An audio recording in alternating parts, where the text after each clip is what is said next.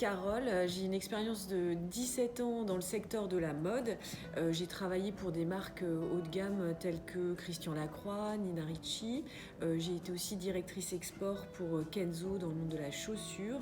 Et j'ai relancé une marque de chaussures française, une belle endormie qui s'appelle Stéphane Kélian.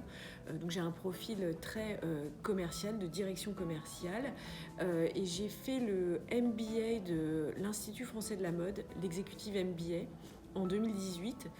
C'est là que j'ai rencontré Julie et c'est là aussi qu'on a créé notre société qui s'appelle Commitment. Moi je m'appelle Julie, je ne suis pas du tout issue du secteur de la mode puisqu'en fait j'ai plus de 15 ans d'expérience dans la communication financière et stratégique. J'ai travaillé en fait au sein des relations investisseurs des groupes cotés en bourse.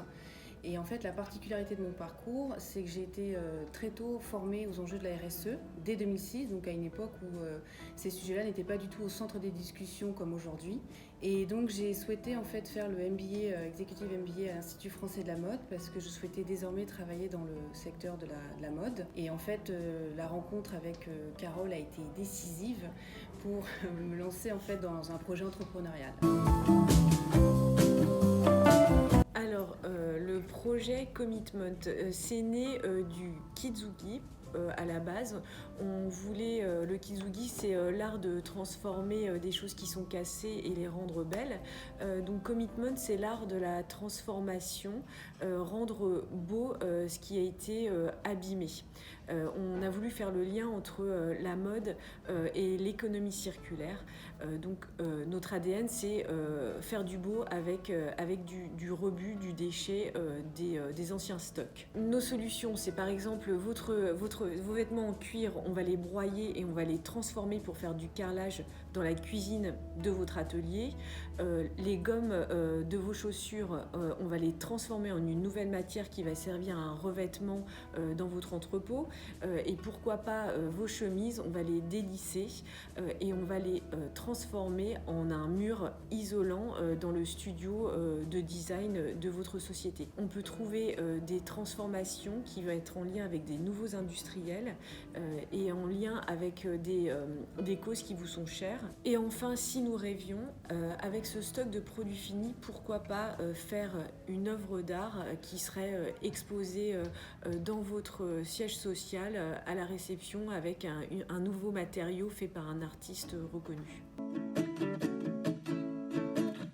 Donc en fait, notre projet Commitment a déjà un positionnement atypique puisque, vous l'avez compris avec ce qu'avait dit Carole, on est vraiment focalisé, nous, sur les stocks dormants des produits finis. Or, c'est un segment où il y a encore peu d'acteurs et les marques ont de gros besoins en fait en la matière, notamment avec l'application de la loi anti-gaspillage. Notre expertise réside dans l'étude de faisabilité de la transformation des matières en fonction de la problématique produit. Nous avons aussi construit un véritable écosystème autour de l'économie circulaire qui intègre à la fois des ingénieurs matières, des industriels, des designers, des artistes et donc des acteurs du changement. Le changement viendra avant tout par une circularité esthétique. Pour nous, ça nous tient beaucoup à cœur qu'on pense avant tout au beau et on pense que cette industrie s'y intéressera davantage que si on parle uniquement de déchets ou de sous-produits.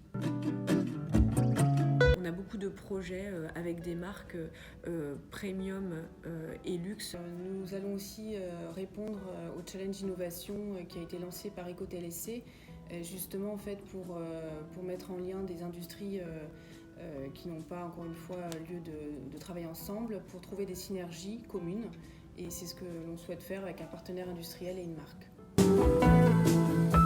Notre actualité, donc le site internet commitment-fashion.com et notre Insta Commitment Fashion.